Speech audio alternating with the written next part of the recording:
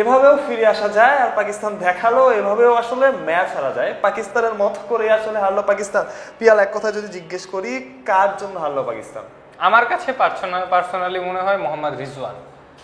আপনি set batter, এতগুলো বল খেলেছেন, আমি যদি ভুল না করি তিনি 44টা বল খেলেছেন, 31 রানের মতো করেছেন। এইখান থেকে আপনাকেই ম্যাচ জেতাতে হবে। আপনি 1/3 বেশি বল খেলে ফেলেছেন, 120টা বলের মধ্যে আপনি 44টা বল খেলেছেন। আপনি কি 1/3 রান করতে পেরেছেন? পারেননি। আপনার কিন্তু করা উচিত ছিল 44 বলে অ্যাটলিস্ট 50, উইকেট যত বাজেই হোক।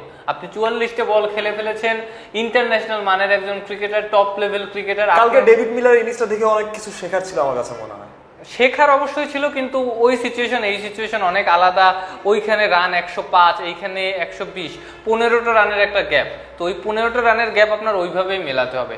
ডেভিড মিলারের ওই লাক্সারিটা ছিল যে তিনি ওই 100 স্ট্রাইক রেটে ব্যাটিং করে করার। মোহাম্মদ রিজওয়ানের ক্ষেত্রে ওই লাক্সারিটা ছিল না, এবং তার ওই লাক্সারিটা নিয়েও ব্যাটিং করার সুযোগ তার ছিল না।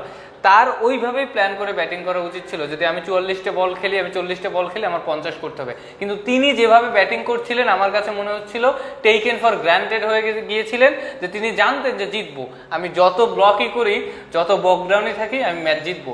লাস্টে গিয়ে উনি যখন বুমরার বল খেলার আগে বুঝেছেন যে আমার প্ল্যানটা ভুল, তখন উনি ডেসপারেট হয়ে নতুন কিছু করার চেষ্টা করেছেন। এবং বুমরা বিশ্বের সেরা বোলার এই মুহূর্তে, তার বলে কোনো কিছু না দেখেই তিনি একটা এক্সপেন্সিভ শট খেলার চেষ্টা করেছেন, বোল্ড হয়েছেন। আমার মতে পাকিস্তানের এই হারের একমাত্র কারণ যদি কাউকে বলতে বলা হয়, সেটা মোহাম্মদ রিজওয়ান।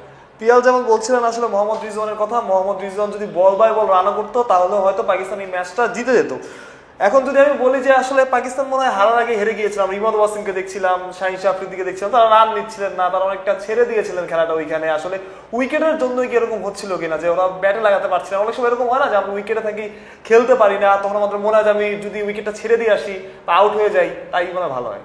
আমার কাছে ওটা মনে হয় না। তারা যেগুলো আসলে আস্তে আস্তে রান নিচ্ছিলেন বা রান নিচ্ছিলেন না, ওইটা আসলে 1-এর বেশি 2 হতোও না।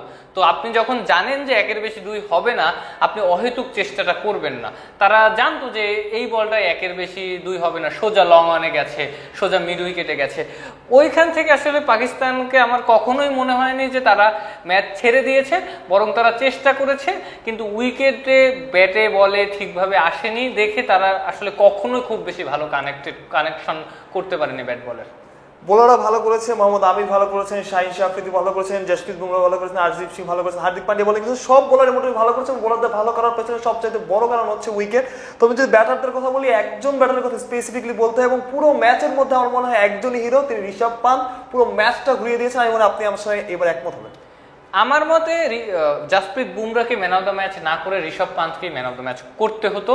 তিনি যে ব্যাটিংটা করেছেন একদম গেম ডিসাইডার, এবং তিনি যে উইকেট কিপিংটা করেছেন, ফাকার জামানের ক্যাচ, ইফতেখারের ক্যাচ এবং শেষে ইমাদ ওয়াসিমের ক্যাচ, তিনটাই খুবই দারুণ ক্যাচ এবং তার উইকেট কিপিং ব্রিলিয়ান্সের একটা প্রমাণ। এবং একটা জিনিস খেয়াল করবেন, এই বিশ্বকাপে কারা রান করছেন গুরবাজ। তার শটের রেঞ্জ দেখেন, তিনি কি আপনার ওই ট্রেডিশনাল ভঙ্গিতে ব্যাট করে রান করছেন না, এই বিশ্বকাপে রান করেছেন ঋষভ পান্থ। কিভাবে রান করেছেন? উইকেটের পেছন দিকে বা সাইড শট খেলে রান করেছেন।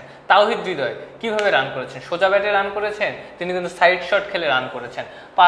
পাথম নিশাঙ্কা, সাকিবকে তিনি সুইপ মেরেছেন, প্যাডেল সুইপ মেরেছেন, তিনিও কিন্তু সাইড শট খেলে রান। সাকিবকে কালকে রিভার্স সুইপ খেলার চেষ্টা করতে দেখেছিলাম, এবং আমার কাছে মনে হয় যে রান করাটা একটু কঠিন বলে হয়তো তারা ডিফারেন্ট কিছু ট্রাই করছে এখানে।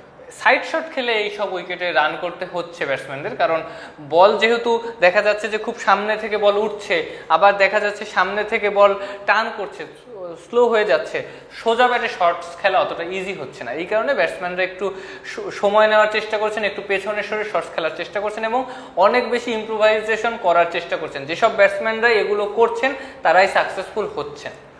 পিয়ারের সাথে একমত হতে হয় এখানে। আসলে ঋষভ পান্থ যেটা করেছে সেটা মোহাম্মদ রিজওয়ান করতে পারেননি, না গ্লাভস হাতে না ব্যাট হাতে। একদিকে ঋষভ পান্থ হিরো এবং মোহাম্মদ রিজওয়ান তিনি লড়াই করার পরেও এখানে জিরো। এবং একই সাথে পাকিস্তান কিন্তু টুর্নামেন্ট থেকে একরকম আউট হয়ে গেল, যদি না যুক্তরাষ্ট্র আয়ারল্যান্ডের সাথে হারে। আর ইন্ডিয়া প্রথম দল হিসেবে হয়তো বা কোয়ালিফাই করে ফেলো, কারণ এর পরের 2 ম্যাচ ইন্ডিয়া যুক্তরাষ্ট্রের সাথে এবং কানাডার সাথে, সে 2 ম্যাচ হয়তো খুব সহজেই জিতবে ভারত। এবং পাকিস্তানের জন্য আসলে ব্যাড লাক, এত সহজ সুযোগ আসলে হাতছাড়া করা পাকিস্তানের আমার মনে হয়নি উচিত হয়েছে। এবং আমি আগের দিন শুনছিলাম পিএলএ আমাকে বলছিল যে বাবর আজম আগের দিন ম্যাচ হারার পর টিমোটাকে কান্না করেছেন। আমি জানি না আজকে হারার পর তিনি কি করবেন, বাট টোটালি একটা পরিকল্পনার অভাব দেখা গেছে পাকিস্তানের ব্যাটিংয়ে, যে কারণে পাকিস্তান হেরেছে এবং আনঅফিসিয়ালি একটা সম্ভাবনা থাকলো সেটা তারা পূরণ করতে পারেনি।